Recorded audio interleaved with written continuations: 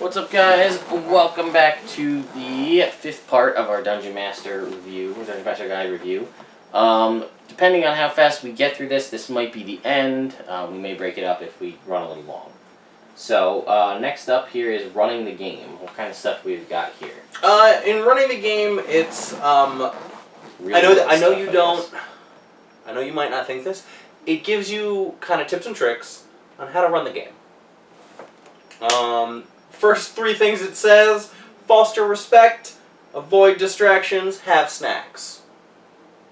Yeah, it's more real tips. world stuff for, like, especially for people who've never run a game, like what to expect. You want to, obviously you don't want to be constantly shitting on your players and being mean. You want to make them, you want to have them treat you, typical real life stuff. Yeah. But, like, make it a respectful environment. Don't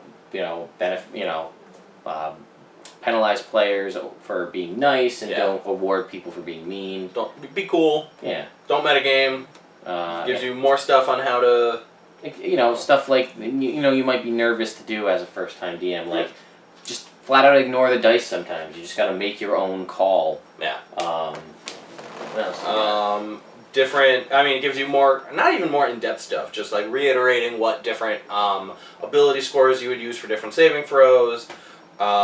It has a nice DC table for how hard something is going to be, what you should make the DC for it, more stuff on advantage and disadvantage and proficiency, awarding inspiration for role-playing and stuff like that. A cool variant feature where the players award inspiration to themselves. Inspiration to each other, not to themselves, to each other. Right, yeah, so like, that takes it out of the DM's hand. Yeah, and or only they can do it. So yeah. Yeah, just like really good stuff for like visibility, other creatures, stuff for when you're actually gonna run the game.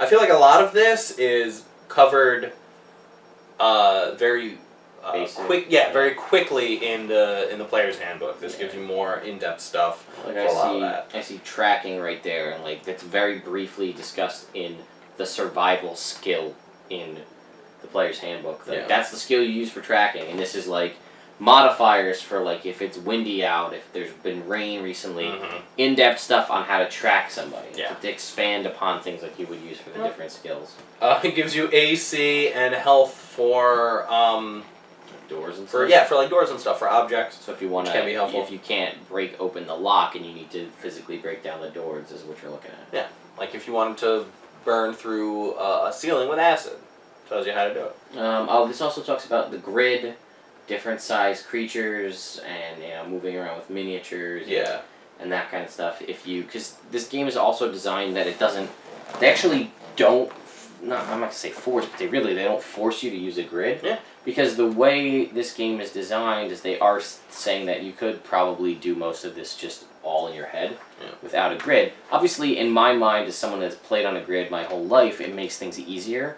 Especially for tracking enemies and distance from stuff, rather than having to just ask the DM, like, can I hit it? And the DM just says no, and you're like, really?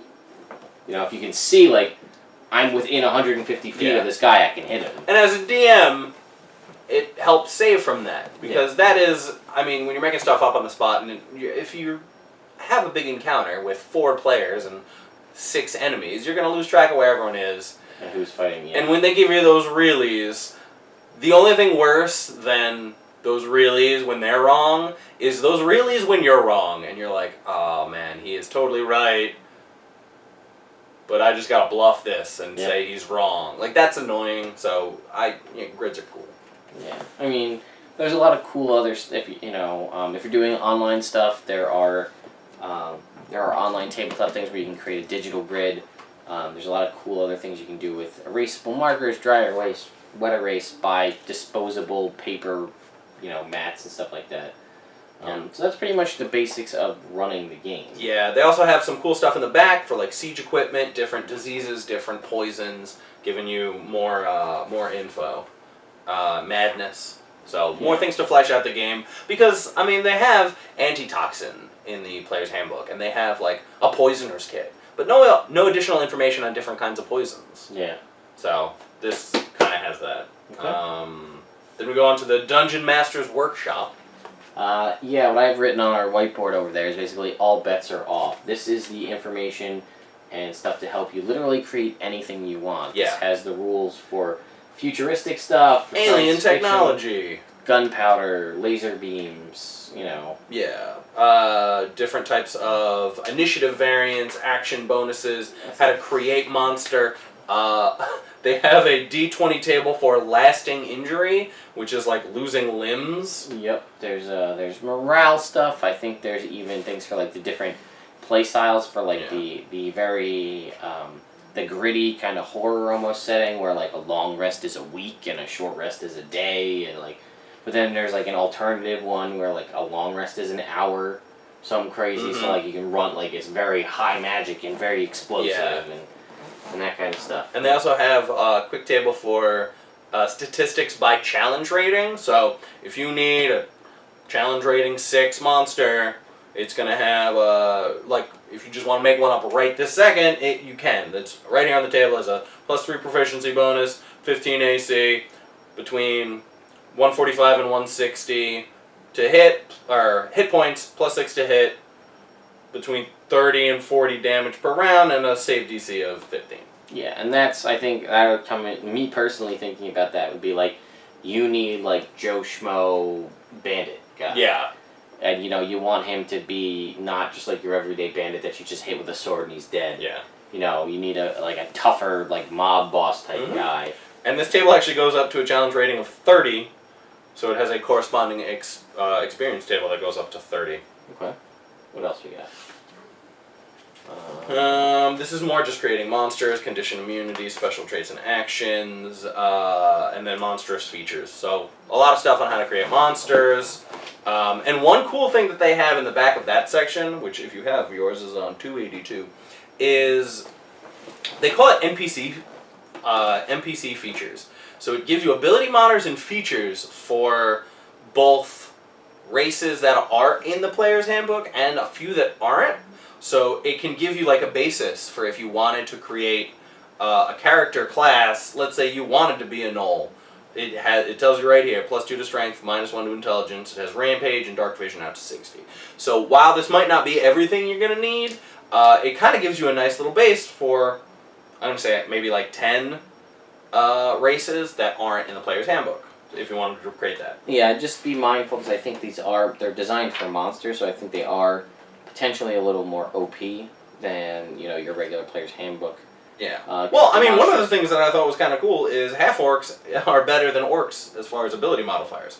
Orcs get a +2 to strength and a -2 to intelligence. Half-orcs get +2 to strength and a +1 to con. What's orc get as, like, other bonuses? Aggressive, dark vision, speaks common and orc. Half-orcs are better than orcs. Yeah. Heard it here first. I guess. Then it goes from there into creating spells, creating magic items, modifying magic items, then we modifying... We actually have Eladrin and Azamar, a additional like subclass or sub-race for elves, and an additional whole new race in the Azamar.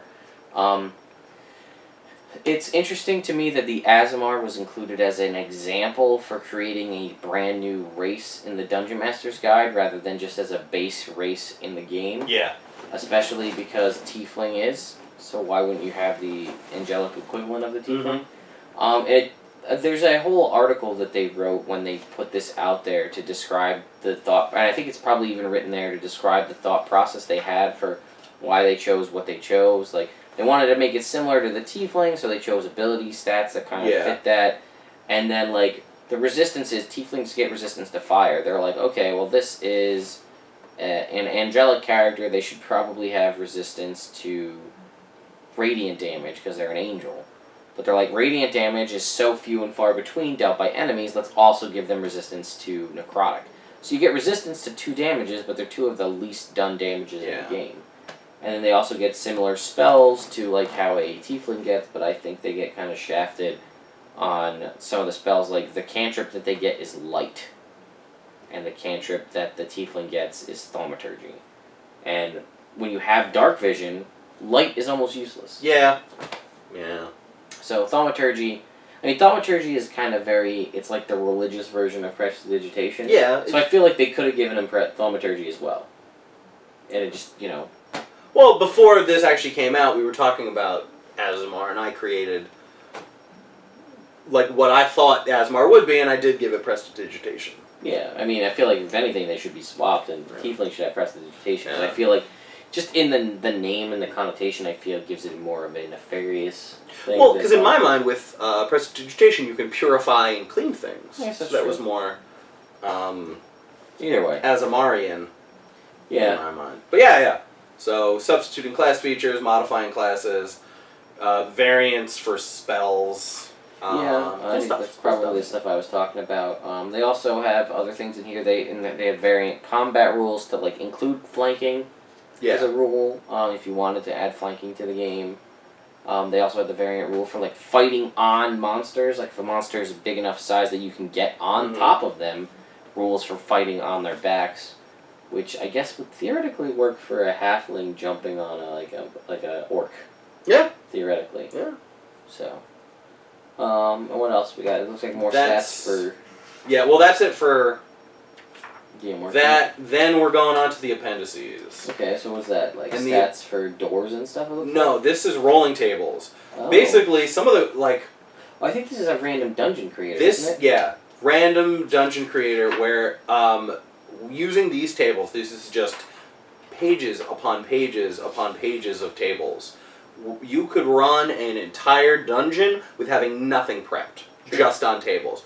Roll, there's a room. Then you roll for the room. What's in the room? Okay, are there enemies? Yes. Is there something secret? Like, you could just fly by the seat of your pants with these rolling tables. Yeah, you could literally make a randomly generated dungeon. Yeah. And you could also have the potential to, if you wanted to make this a recurring thing, you could have a dungeon be a randomly generated dungeon every time the players go into it. Yeah. Like, every time they enter it is a brand new dungeon. Yep. Because you just re-roll on these tables. Mage furnishings, utensils and personal items, containers, contents. So yeah, really cool things. Could come in handy, especially if, like, let's say you have something planned out, and at the end of that, you still got 3 more hours, and you want to do something else. You want to keep playing with your players, just go. Yeah, just make something up. Yeah. Then you're going into something which, the monster list, which is really helpful, because not only do they have monsters listed by region, they'll have like region and challenge rating, so I'm in the forest and I need a challenge level 3 monster. It lists what would fit. We got Displacer Beast, Hobgoblin Captain, Green Hag, Owlbear, Face, Spider, stuff like that. Okay. Then, after all that, they have all the monsters listed just by challenge rating. Solid. Which is also pretty cool. And then you're getting the maps. And sample maps, sample dungeons as well. Sample dungeons, sample maps. They don't love you like I love you. A city on the sea. Okay. Yeah. And that's about it. I think there's a Dungeon Master Inspiration one. Yes. I thought was kind of interesting. Which, I'll give that to you. You talk about that. Okay, Dungeon Master Inspiration. Here are several inspiring works that can help you become a better storyteller, writer, performer, and map maker. This is by no means an exhaustive list, but a collection of titles picked out by the playtesters and the D&D creative team. For more inspirational reading, see Appendix E of the Player's Handbook. And it's just literally books. I mean, I'll take a couple off of here that you may or may not have heard. Gary Gygax, the creator of Dungeons & Dragons. Gary Gygax's Living Fantasy and the rest of the Gygaxian Fantasy World Series. Master of the Game by Gary Gygax. Role-Playing Mastery by Gary Gygax. What else do we have here? We've got some of the TSR books from back in the day. Writer's Digest, the Writer's Complete Fantasy Reference. John Noble Wilford, the Map Makers.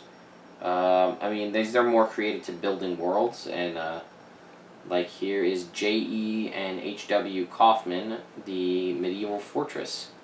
Hamlet's Hit Points, Castles, Story, Substance, Structure, Style, and Principles of Screenwriting. Whereas the stuff in the back of the Player's Handbook was more like for building characters. Like they listed things like The Lord of the Rings and A Song of Ice and Fire, and I think even like Supernatural and like random other stuff for like to build a character, to build good characters and build characters that fit into your world, use these. and this is more for like how to build a great world. They also have other books like Of Dice and Men, like books about playing Dungeons and Dragons and things like that. So that's the Dungeon Master's Guide. Dungeon Any Master's Guide. final points you want to make on your thoughts on the Dungeon Master Guide? It's pretty sweet. Anything you would change? Or add? I didn't think of that. Yeah. Hard questions here, ladies and gentlemen. Yeah. No, it's pretty comprehensive. Well, I mean, I feel like anything that it doesn't have in it, it gives you guidelines on how to make it. True. Well, as a DM right now, is there anything you're like, oh my god, why isn't... I wish there was a rule for this. Figuring that, like, oh, I'll find it in here, and it wasn't. Not that I can think of. Okay, because you've ran more games than I have in this edition, so... yeah, I can't really think of anything. It covers a lot of Unearthed Arcana style stuff with the different variants. Unearthed Arcana from previous editions where it was a whole book, which is now basically a monthly digital release that Dungeons & Dragons and Wizards of the Coast put out. Yeah, all in all, I'm happy. I would love to have seen more magic items. Like I said, more magic items for specific magic items for the given classes. Maybe more came in later books, like the Magic Item Compendium in 3.5, but more relics and more things like tied to a deity. Like this is like this deity's relic. Like if you are like a cleric or a paladin of this deity, like this would be like the epitome of things that you could have as being granted access to touch, see, or permanently wield this item. You know, there's stuff for sentient items and things in here, and like maybe 1 or 2 relics. But I would love like a relic list. You know. Okay. Or more lore for the different. I mean, again, we've talked about this before, but I feel like that needs to be its own book, a campaign setting, like Forgotten Realms campaign setting, and here's the book. So I guess that really couldn't fit in here. No. But yeah, that's Dungeon Master's Guide. Stay tuned for next time, where we'll be going over the pre-written campaigns, or at least the ones that we've played. Fanciful. Chinese Fireball.